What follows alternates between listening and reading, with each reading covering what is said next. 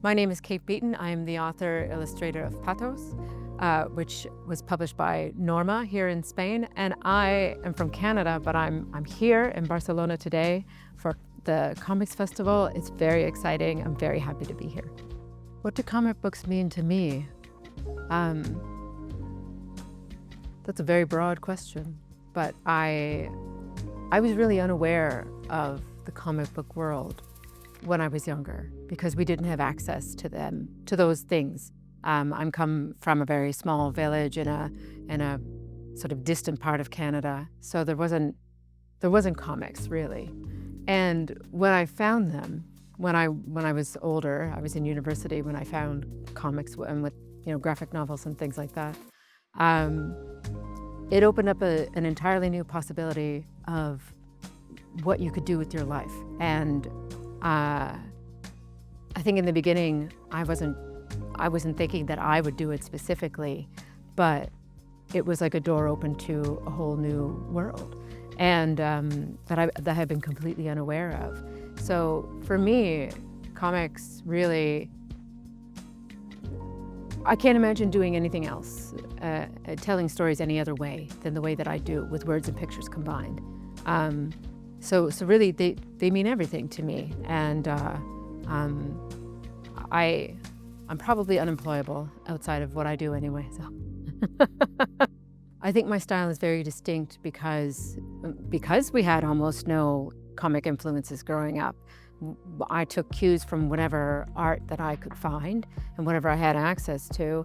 If I had, if as a kid or as a young person I was only drawing or reading like manga, maybe it would look more like that. But I didn't have much in the way of inspiration when it came to comics, and so my drawing, when I first came out, it looked a bit different because it didn't come from the same place. And I'm not the best artist in the world. I will never be the best comic artist in the world, but I have my strengths, and I think that a sort of individuality is one of them. Having lived for 40 years as a woman, that is my prime experience.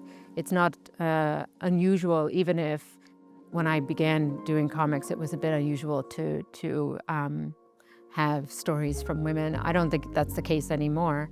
And I think that most of us draw from life, and certainly having dealt with issues that are familiar to women in mine, I'm drawn to female stories and to telling my own.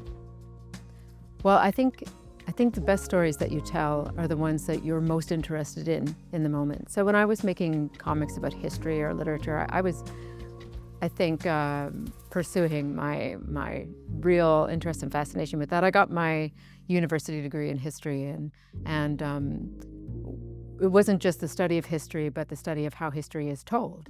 So there's no one narrative that we accept as history. There's different perspectives on it.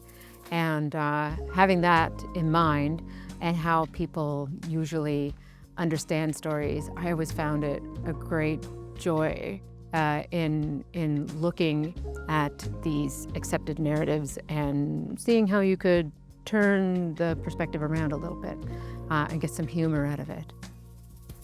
I think that awards are a great way to get certain titles out there. They are picked and judged over by people who really love comics, or usually they are. And so when you win something, it gathers notice because somebody has said, listen, this is worth reading, this is worth looking at. And that's the main benefit, I think, to awards, is sort of validating what you do. That said, there are so many fantastic comics out there that I read and I think, gosh, this must have 1 million awards, and it doesn't. So it's not the best system for being recognized in any medium, but it certainly helps. Does success breed pressure to keep working? I definitely think that any job in the arts is a high pressure job, and the pressure comes from right here.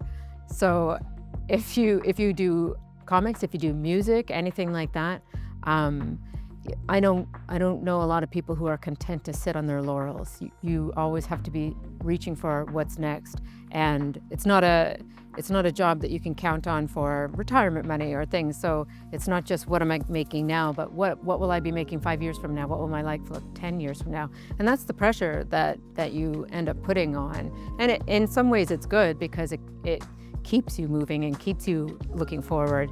And in some ways it's bad because you're your own worst boss.